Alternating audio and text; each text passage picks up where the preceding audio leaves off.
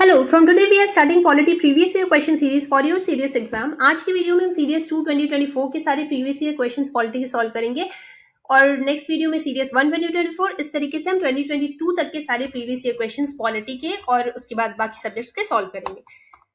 Previous video में मैंने आपको बताया था कि पहले 2022 तक और 2023 में भी काफी क्वेश्चंस हमें लक्ष्मीकांत से मिल जाते थे इस एग्जाम में। अब 2024 में थोड़े नंबर ऑफ क्वेश्चंस रिड्यूस हुए हैं बुक से, लेकिन फिर भी 2-3 क्वेश्चन हमें मिल गए थे सीरीज 2 2024 में। पहले हम लक्ष्मीकांत से जो क्वेश्चन आए थे उसको सॉल्व कर लेते हैं, उसके बाद बाकी क्वेश्चन को देखते हैं। वीडियो को पॉज करके ये क्वेश्चन सॉल्व करने की कोशिश करिए। ये तो सबसे इजी क्वेश्चन है। Which one of the following terms was used for the states in the draft constitution presented by Dr. B.R. Ambedkar on 4th November 1948? Union of States. India को union of states कहा जाता है to emphasize the unity and integrity of India.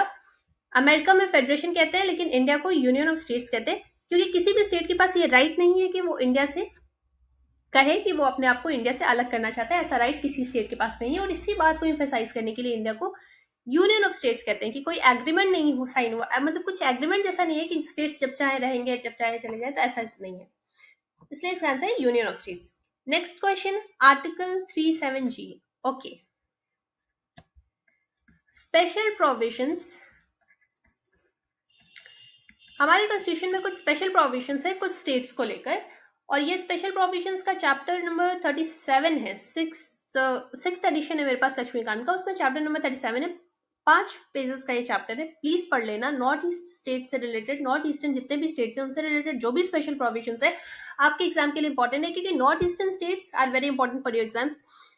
North eastern state से अक्सर UPSC काफी question पूछते थे। ये वाला जो क्वेश्चन है ये सीएपीएफ में भी पहले कभी पूछा गया। मैं प्रीवियस क्वेश्चंस देख रही थी तो शायद 2015 में पूछा गया, कब पूछा गया एग्जैक्ट याद नहीं है मुझे, पर तब सीएपीएफ में पूछा गया था कि आर्टिकल 371G किस स्टेट से रिलेटेड है, बस इतना पूछा गया था। तो द आंसर वाज मिजोरम।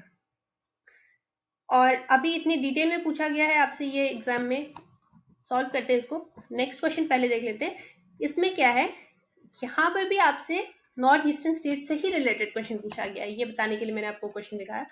तो स्पेशल प्रोविजन नॉर्थ ईस्टर्न क्या देख लेना। ऐसा क्यों नॉर्थ ईस्टर्न इतना पूछते हैं, शायद इसलिए क्योंकि नॉर्थ ईस्ट में इंसर्जेंसी के केसेस होते हैं काफी, कश्मीर में भी है। आफ्टर बीइंग एन, आप ये एग्जाम क्लियर कर लोगे, after becoming an army officer आपकी पोस्टिंग भी तो इन्हीं जगहों पे होगी, तो शायद इसलिए यूपीएससी इन एग्जाम्स में ज्यादा पूछती है ये क्वेश्चन, या क्यों वो मुझे नहीं पता, बट ये इंपॉर्टेंट है। नॉर्थ ईस्टर्न स्टेट से रिलेटेड थी। तो आप वीडियो को पॉज करो, क्वेश्चन को पढ़ो। As per Article 371G of the Constitution of India, special provisions have been made with respect to the state of Mizoram. Accordingly, no act of parliament shall apply on certain matters unless the Legislative Assembly of Mizoram so decides by resolution.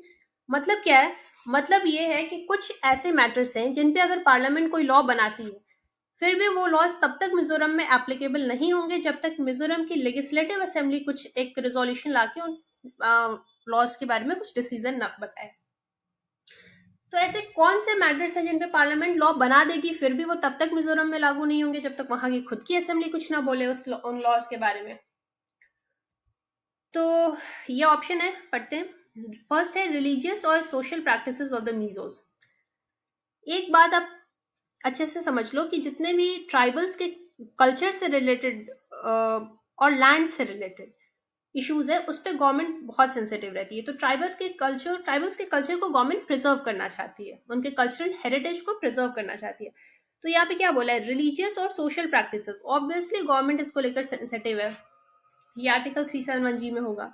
Next क्या है, Mizo customary law and procedure, उनके custom and culture को लेकर government बिल्कुल sensitive है, तो ये भी है। Administration of civil and criminal justice involving decisions according to Mizo customary law, फिर से कस्टम आया तो ये भी है। Ownership and transfer of natural resources, अगर ownership and transfer of land लिखा होता ना तो ये भी आर्टिकल 371G में इंक्लूडेड होता, लेकिन यहाँ पे नेचुरल रिसोर्सेज लिखा है तो ये वाला ऑप्शन रॉन्ग है, ये 371G में नहीं है। And this is our answer. Land, tribals के कल्चर, कल्चर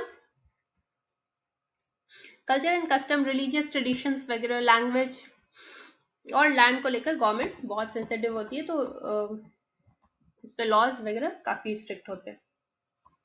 नेक्स्ट क्या है, which of the following areas has been exempted from the purview of the citizenship amendment act 2019?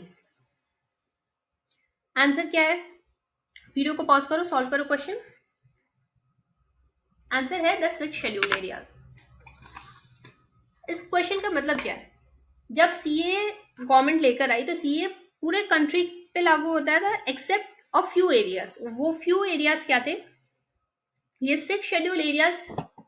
क्यों? अगेन मैंने आपसे कहा था कि ट्राइबल्स के कल्चर को, उनके सोशल फैब्रिक को, उनके डेमोग्राफिक बैलेंस को, उनकी कल्चरल इंटीग्रिटी को गवर्नमेंट प्रिजर्व करना चाहती है। उसी को प्रिजर्व करने के लिए 6 शेड्यूल एरियाज में सीए नहीं वहां पे ये लागू हुआ, एग्जेम्प्टेड थे ये एरियाज। नॉर्थ ईस्ट के कौन कौन से एरियाज थे, असम, मेघालय, त्रिपुरा एंड मिजोरम। ये 4 स्टेट्स, ये 6 शेड्यूल एरियाज में सीए से एग्जेम्प्टेड थे, असम, मेघालय, त्रिपुरा, मिजोरम। नेक्स्ट क्वेश्चन देखते हैं। ये क्वेश्चन आप वीडियो को पॉज करो और ये दोनों क्वेश्चन पढ़ो। कुछ रिपीटेड लग रहा है क्या? ये दोनों क्वेश्चन में कुछ कॉमन लगा? मैंने आपको प्रीवियस वीडियो में बताया था कि ये क्वेश्चन सीडीएस 1 2022 और ये क्वेश्चन सीडीएस 2 2024। अगर आपने ये क्वेश्चन सॉल्व किया होता सेक्शन 377 नास फाउंडेशन केस, आपको पता होता यहाँ पे भी सेक्शन 377 नास फाउंडेशन केस, बस यही तो पूछा था। इतना सिंपल है, मतलब अगर आप ये पढ़ के गए होते तो बहुत इजीली ये क्वेश्चन सॉल्व कर लेते। तो ये वाला तो क्वेश्चन सॉल्व हो गया। अगर ये आपके, हाँ ये क्वेश्चन आपके लक्ष्मीकांत में नहीं था, तो अगर एग्जाम में सॉल्व करना होता तो यहाँ कुछ एलिमिनेशन का भी नहीं था, फैक्चुअल क्वेश्चन था, पहले भी पूछ चुका था एग्जाम में। क्योंकि आप एलिमिनेट करते भी तो कितना कर पाते, ये बचपन बचाओ आंदोलन नहीं होता, ये आप एलिमिनेट कर लेते, पर इन दोनों में आप शायद एलिमिनेट, आप क्या कोई भी एलिमिनेट नहीं कर पाता अगर आपको ये फैक्ट नहीं पता था।